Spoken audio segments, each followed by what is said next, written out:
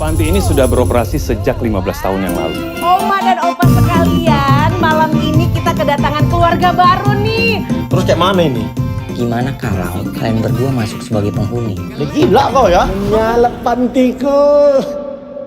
Jadi dari harga tiket setelah dipotong pajak itu 50% untuk bioskop, eksibitor, 50% pasti untuk production house atau distributor film. Tapi setelah film itu ditayangkan sebenarnya nanti penonton sendiri yang menentukan.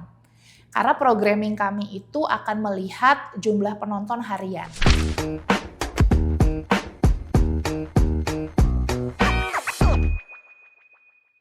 Halo Sobat Teachmates, jumpa lagi di Teach Me Market Lens, di mana kita akan mengundang emiten untuk melihat sudut pandang di market kita ini. Nah, sekarang kita akan kedatangan tamu spesial, penguasa layar lebar Cinema 21, PT Nusantara Sejahtera Raya, TBK, bersama dengan Ibu Stefani, Head of Investor Relation, CNMA. Apa kabar? Baik. Terima kasih sudah hadir di podcast Teach Me. Iya, sama-sama Pak. Kita mau bahas nih langsung nih dari film yang fenomenal banget nih. Agak lain dua dong. Iya. Itu sudah berapa hari ya kita lihat terus sampai sekarang, bahkan tetap masih menjadi topnya nih saat ini nih, top leadernya nih. Sebenarnya kan kalau kita mau lihat di industri perfilman kita ini kan masuknya kan ke dalam industri ekonomi kreatif ya. Betul. Cuma kan masih banyak banget yang belum begitu paham apa sih dampaknya ke sektor realnya ekonomi Indonesia ini. Nah, kita mulai dari film agak lain kedua. Ya. Sebegitu fenomenalnya nih, Bu Stefani, apakah ini akan benar-benar secara tidak langsung memberikan dampak ekonomi, misalnya ke kru filmnya itu sendiri, terus bagaimana dengan sampai ke efek yang lain-lainnya? Silakan. Oke, jadi kalau kita lihat fenomena mungkin nggak hanya 1-2 judul film ya, belakangan juga ada banyak film-film lokal dalam negeri itu yang mencapai penonton lebih dari 5 juta, ada yang 10 juta. Di tahun 2025 ada 2 film yang tembus 10 juta penonton gitu ya. Nah di sini kita bisa melihat memang apresiasi dari masyarakat Indonesia sendiri terhadap konten film dalam negeri itu kita ngelihatnya meningkat juga. Benar. Nah, dari situ pasti jumlah penonton meningkat. Nah, kalau secara bisnis model, kami sebagai eksibitor, sebagai bioskop itu bisnis modelnya kita bagi hasil 50%, 50%. Jadi dari harga tiket setelah dipotong pajak itu 50% untuk bioskop, eksibitor, 50% pasti untuk production house atau distributor film. Jadi kalau ditanya semakin banyak tiket terjual sebenarnya revenue yang diterima oleh production house pasti semakin tinggi. Nah itu mungkin juga yang bisa menjadi dampak positif ya bagi pekerja film, pekerja industri kreatif di Indonesia. Dari situ juga kita melihatnya karena mereka dapat revenue yang lumayan besar ya, mereka bisa menginvestasikan kembali untuk meningkatkan juga kualitas produksi film-film dalam negeri. Berikutnya gitu. Iya betul. Oke. Nah, Tismet, boleh tuh ya, coba aja tuh dihitung. Dari 10 juta penonton, revenue-nya 50-50 rupanya. Itu sangat besar sekali ya mungkin nanti efek ke depan-depannya. Tentunya ini juga akan membuat perkembangan industri film kita juga semoga lebih baik. Nah, untuk pertanyaan berikutnya ini, Bu Stefani, apakah dari CNMA sendiri, selaku sebagai tadi eksibitornya, itu apakah ada kurator khusus nggak mengkurasi misalnya film-film tertentu? Kan kalau kita lihat kan kalau dulu kan Indonesia itu terkenalnya filmnya film komedinya komedi mungkin bisa dibilang slapstick, terus horor, terus juga mengenai yang drama-drama cengeng. Nah, ini apakah ada kriteria tertentu atau semua film diterima nanti kita lihat perkembangan atau gimana? Oke, kalau dari kami ada tim khusus di internal gitu ya yang melakukan kurasi film gitu. Tapi kalau misalnya kita bilang siapa yang menentukan nanti jumlah layarnya ada berapa, memang di awal kami menentukan berdasarkan proyeksi kami terhadap market acceptance dari setiap film yang akan ditayangkan. Tapi setelah film itu ditayangkan sebenarnya nanti penonton sendiri yang menentukan. Karena programming kami itu akan melihat jumlah penonton harian. Gitu misalnya contoh nih kita ambil case tadinya film agak lain yang kemarin ya. Di hari pertama gitu ya mungkin studionya full gitu ya. Nah hari berikutnya kita bisa double kapasitinya. Jadi kita sangat fleksibel untuk menyesuaikan programming jam tayang gitu ya untuk film-film. Jadi sebenarnya penonton sendiri yang menentukan nih filmnya akan tayang berapa lama di bioskop. Berarti analisanya itu benar-benar day by day ya? Day by day, betul. Oh, oke. Nah, kalau misalnya kita lihat nih perkembangan dari eksibitor lah, kita bisa katakanlah ada beberapa pesaing-pesaing dari Cinema 21 tentunya. Tapi kalau misalnya kita melihat itu sebagai opportunity atau apakah itu sebagai suatu pemenuhan, kita bicara misalnya mengenai rasio deh. Rasio dari jumlah penduduk Indonesia dengan adanya sinema, baik itu Cinema 21 ataupun dengan kompetitor-kompetitor lainnya, mungkin termasuk dengan bioskop-bioskop indie ya, yang biasa tuh ada di kota-kota kecil tapi tetap ada segmen marketnya sendiri. Nah, kalau kita compare dengan kayak negara tetangga gitu, Malaysia, Singapura yang rasionya itu jauh lebih besar daripada Indonesia, bagaimana coba melihat Ibu Stefani melihat mengenai rasio ini? Oke, mungkin data terakhir yang kami punya udah agak lama gitu ya, data tahun 2022. Kita ngelihatnya sih memang peluang penetrasi bioskop di Indonesia ini tuh masih sangat besar. Kalau kita lihat rasionya per 100.000 populasi di tahun 2022 itu Indonesia itu baru punya kurang dari 1 layar per 100.000 populasi. Sementara kalau kita compare negara tetangga gitu ya seperti Singapura itu hampir 6 layar per 100.000 populasi. Lalu kalau di Malaysia itu 4 lebih layar per 100.000 populasi. On average itu di Asia Tenggara aja di ASEAN itu 3 kurang lebih, 3 layar per 100.000 populasi. Nah, apalagi kalau kita compare sama negara maju kayak US itu mungkin bisa udah di atas 10-13 layar per 100.000 populasi. Jadi sebenarnya memang market di Indonesia ini masih punya potensi. Berarti sebenarnya dengan adanya fenomena film Agak Lain 2 itu dengan dalam keadaan rasio yang sekecil ini, dia aja sudah meledak begitu ya. Berarti sebenarnya potensi kalau misalnya memang rasionya lebih besar otomatis peluang untuk bisa sukses di film lainnya pun juga sangat besar ya? Yes, betul. Jadi masih ada banyak peluang, apalagi kalau kita lihat industri film dalam negeri ini kan lagi berkembang cukup pesat. Artinya kita ngelihatnya bahwa di industri kreatif sendiri gitu ya, tidak kehabisan ide cerita, genrenya juga sekarang semakin beragam. Kalau tadi seperti disampaikan kan mungkin fokusnya lebih ke horor, komedi, tapi sekarang juga ada banyak genre yang lain gitu ya. Ada masuk juga ke thriller, horornya nggak hanya horor tapi ada juga horor thriller gitu. Komedinya nggak hanya komedi tapi digabung komedi horor gitu. Lalu ada animasi juga seperti tahun lalu ada film Jumbo itu kan film animasi yang ternyata penontonnya sangat antusias gitu 10 juta lebih.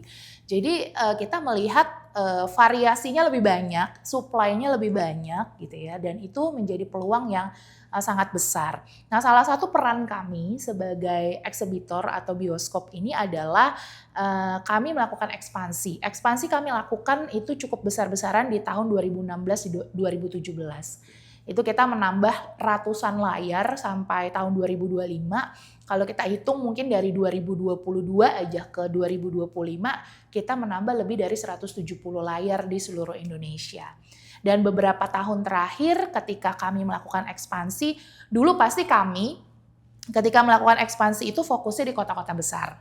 Karena pasti dari sisi populasinya, daya belinya itu lebih ada ya di kota-kota besar. Tapi seiring berjalannya waktu, terus juga kita lihat sekarang market share film lokal juga naik cukup signifikan. Kita melihat adanya peluang bahwa di kota-kota, kalau kita sebutnya second tier, third tier city di kabupaten-kabupaten itu juga cukup berpotensi. Nah, cuma memang sampai saat ini fokus ekspansi kami memang masih di dalam mall. Gitu. Jadi biasanya kalau ada pembangunan sebuah mall baru di satu kabupaten gitu ya, kita lihat marketnya cukup oke, kita akan masuk ke sana. Gitu. Karena kalau kita bikin stand alone secara resiko lebih besar, cost-nya lebih besar. Kalau misalnya ada mall kan mungkin mereka juga pasti sudah mengobservasi ya secara populasi, tingkat kemampuan dan daya beli penduduknya gitu. Dan sejauh ini beberapa tahun belakangan ini banyak yang memang kita bukanya sudah di kota-kota yang lebih kecil atau kabupaten, kayak misalnya ada di Indramayu, di Klaten gitu ya. Kita mulai masuk ke sana. Nah, Bu, ini kan banyak banget ya sebenarnya tebakan-tebakan dari netizen, baik itu yang memang benar-benar pengunjung dari bioskop itu sendiri. Ini kadang muncul pertanyaan-pertanyaan itu seperti misalnya, ini sebenarnya bioskop itu bukan jual tiket nonton doang, tapi kan ada food and beverage-nya juga. Nah, kalau misalnya dari CNM sendiri, boleh nggak di-spill untuk proporsi revenue-nya itu berapa-berapa sih antara penjualan tiket dengan income dari food and beverage? Oke. Secara core bisnis kami masih tetap penjualan tiket. Karena masih jarang orang yang datang ke bioskop hanya beli makanan. Jadi sebenarnya F&B itu untuk melengkapi experience penonton datang ke bioskop, mereka nonton sambil mau ngemil gitu. Jadi mereka sekalian beli makanan. Nah kalau dilihat sekarang proporsinya berapa, kita bisa bilang 1/3 lah ya. Jadi 2/3-nya masih revenue dari tiket, 1/3-nya dari F&B. Oke. Nah kalau misalnya memang 2/3-nya itu adalah tiket, kita coba ngomong lebih detail lagi. Kalau misalnya kita tarik ke misalnya 3 tahun ke belakang, proporsi antara penjualan tiket film Indonesia dengan film di luar Indonesia, tentunya dari blockbuster movie, dari Hollywood, itu masih berapa persen proporsinya? Nah ini fenomena yang cukup menarik nih, terjadi secara kita juga melihatnya ini fenomena yang baru terjadi. Jadi kalau kita tracking back sebelum pandemi gitu ya, itu memang market share film-film internasional atau film-film Hollywood itu bisa mencapai 60-65%. Gitu. Sedangkan film lokal tuh mungkin hanya sekitar 30-an%. Nah sekarang berbanding terbalik. Jadi lokalnya yang di atas 60%, terakhir kami tahun lalu di Cinema 21 itu market share film lokal itu di atas 60%, dan film Hollywoodnya sekitar 30-an%. Gitu. Jadi kita melihatnya karena kalau dilihat tahun 2023 itu memang ada Hollywood strikes, di mana memang Hollywood ini masih recover.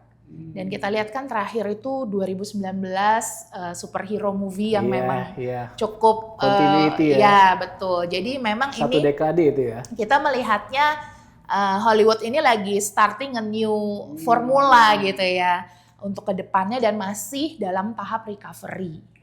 Kalau kita lihat dari sisi jumlah penonton sendiri di kalau kita compare dari tahun 2019 ke tahun 2025, jumlah penontonnya secara absolut di kami itu naiknya lebih dari 50%. Udah.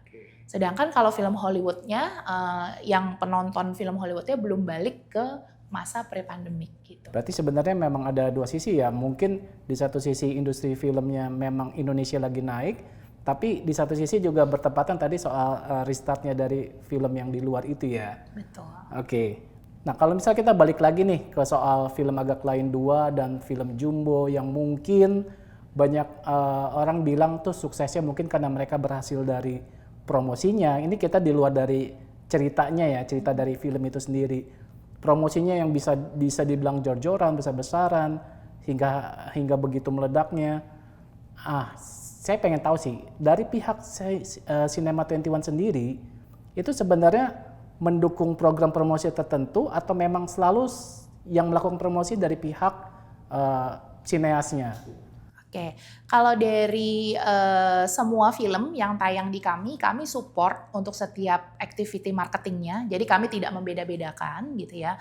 Jadi biasanya setiap production house itu punya strategi masing-masing. Misalnya ada cinema visit gitu ya. Jadi aktor-aktornya datang gitu ya. Atau misalnya mereka mau pasang ada standee, ada banner dan lain-lain sebagainya. Atau even support pemutaran trailer di sosial media kami itu juga kami support. Tapi kalau di luar itu activity yang misalnya mereka lakukan di luar bioskop atau di luar platform kami itu biasanya dari production house-nya sendiri. Oke, berarti Cinema 21 benar-benar mendukung industri kreatif ini ya untuk terus berkembang ya, baik dari sisi marketing tentunya ya, dan juga untuk kedepannya pengembangan seperti apa.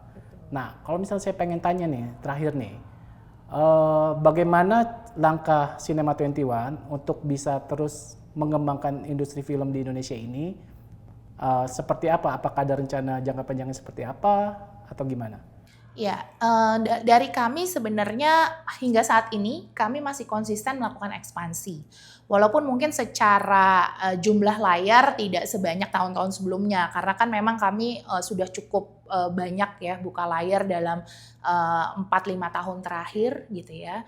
Dan setelah ini mungkin agak sedikit berkurang jumlah layar akan kita buka depannya, tapi tidak menutup kemungkinan di jangka menengah atau jangka panjang, karena tadi kita lihat ya potensinya masih besar untuk Indonesia. Tapi balik lagi buat Cinema 21, kami memang mengikuti juga pembangunan mall developer di daerah-daerah. Nah, strategi ekspansi kami juga sekarang lebih fokus ke second tier, third tier city, kota-kota yang belum ada bioskopnya, kalau kita ngomongnya untapped market. Nah, dan biasanya kota-kota ini yang belum ada bioskopnya ini di kabupaten-kabupaten, kota-kota yang lebih kecil ini pasti yang lebih populer ini film-film Indonesia, film-film lokal. Karena mungkin lebih relate dengan kehidupan mereka. Agak beda karakteristiknya dengan di kota-kota besar. Yang mungkin lebih ada yang segmen tertentu yang lebih familiar dengan film-film Hollywood. Tapi tidak menutup kemungkinan juga film-film dalam negeri ini populer juga di daerah-daerah tertentu. Nah, dengan kami mempersiapkan infrastruktur ini, kami berharapnya industri film dalam negeri juga terus bertumbuh gitu ya, juga mendukung, ya sama-sama mendukung lah ya.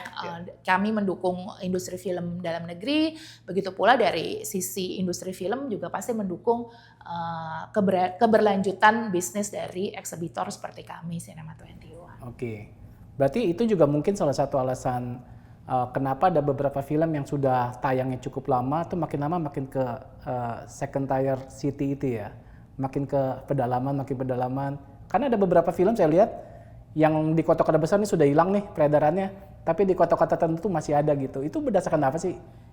Balik lagi berdasarkan penonton. Oke, selama dia masih ada eksis tetap lanjut terus ya. Jadi mungkin di kota-kota yang lebih kecil penontonnya masih ada banyak gitu ya untuk film tersebut, ya kita tetap putar di lokasi tersebut. Gitu. Oke, Tismet, itu perbincangan singkat kami dengan CNMA.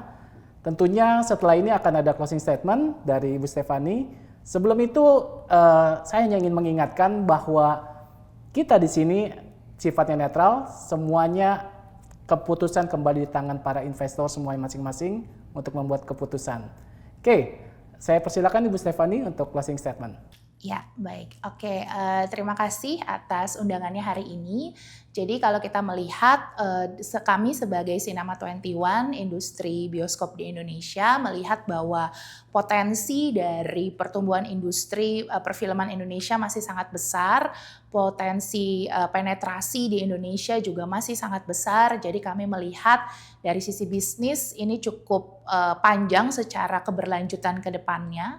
Lalu seperti yang tadi kami sampaikan bahwa kedepannya secara pembukaan layar dalam 1-2 tahun ke depan mungkin agak sedikit berkurang dibandingkan tahun-tahun sebelumnya. Jadi sebagai Cinema 21 kami manajemen tuh berkomitmen untuk bisa membagikan excess cash ini dalam bentuk dividen payout yang cukup tinggi gitu ya. Seperti tahun lalu kami bagikan dengan payout ratio sekitar 103%. Dan kami berharap kami bisa terus memberikan value kepada shareholders kami. Oke, terima kasih Bu Stefani. Terima kasih. Mampir di Tismi, kita kapan-kapan kita undang lagi. Oke, Tismet, kita cukupkan untuk podcast Tismi Market Lens kali ini. Kita sampai jumpa di episode berikutnya. See you guys.